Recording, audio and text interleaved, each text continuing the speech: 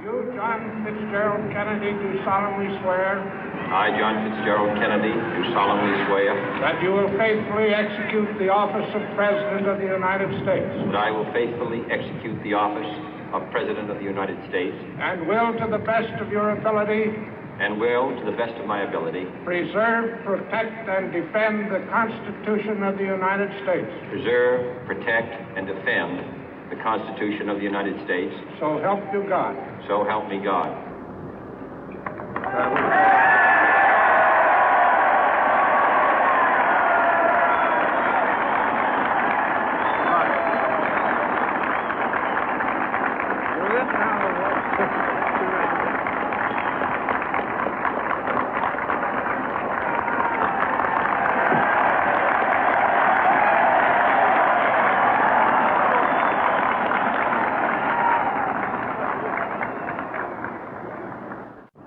Vice President Johnson, Mr. Speaker, Mr. Chief Justice, President Eisenhower, Vice President Nixon, President Truman, Reverend clergy, fellow citizens.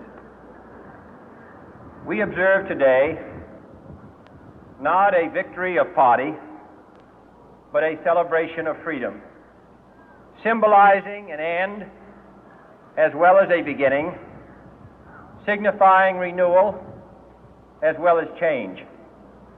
For I have sworn before you and Almighty God the same solemn oath our forebears prescribed nearly a century and 3/4 ago. The world is very different now, for man holds in his mortal hands the power to abolish all forms of human poverty and all forms of human life. And yet the same revolutionary beliefs for which our forebears fought are still at issue around the globe. The belief that the rights of man come not from the generosity of the state, but from the hand of God. We dare not forget today that we are the heirs of that first revolution. Let the word go forth from this time and place to friend and foe alike that the torch has been passed to a new generation of Americans born in this century, tempered by war, disciplined by a hard and bitter peace, proud of our ancient heritage, and unwilling to witness or permit the slow undoing of those human rights to which this nation has always been committed and to which we are committed today at home and around the world.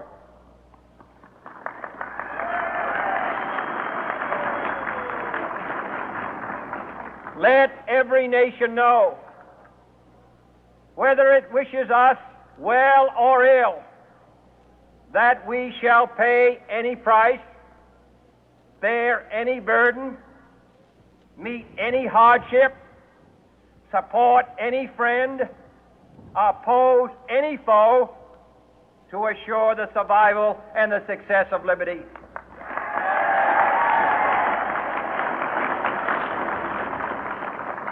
This much we pledge and more. To those old allies whose cultural and spiritual origins we share, we pledge the loyalty of faithful friends. United, there is little we cannot do in a host of cooperative ventures. Divided, there is little we can do, for we dare not meet a powerful challenge at odds and split asunder. To those new states whom we welcome to the ranks of the free, we pledge our word that one form of colonial control shall not have passed away, merely to be replaced by a far more iron tyranny. We shall not always expect to find them supporting our view, but we shall always hope to find them strongly supporting their own freedom, and to remember that in the past, those who foolishly sought power by riding the back of the tiger ended up inside.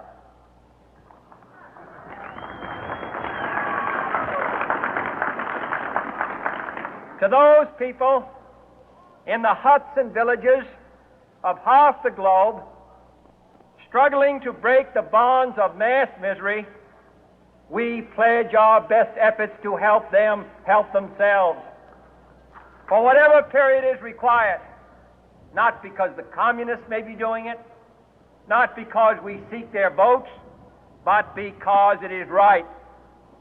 If a free society cannot help the many who are poor, it cannot save the few who are rich.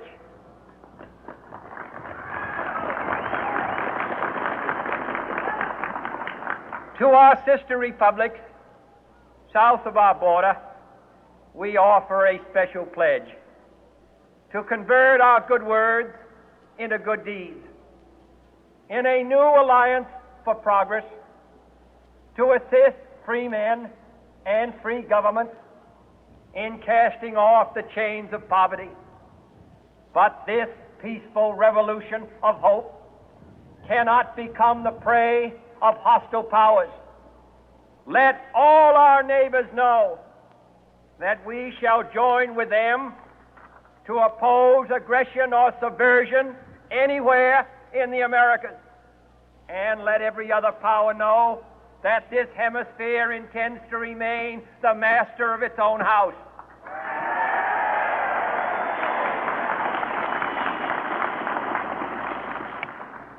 To that World Assembly of Sovereign States, the United Nations, our last best hope, in an age where the instruments of war have far outpaced the instruments of peace, we renew our pledge of support to prevent it from becoming merely a forum for invective, to strengthen its shield of the new and the weak, and to enlarge the area in which its writ may run. Finally, to those nations who would make themselves our adversary, we offer not a pledge, but a request that both sides begin anew the quest for peace. Before the dark powers of destruction, unleashed by science, engulf all humanity in planned or accidental self-destruction, we dare not tempt them with weakness.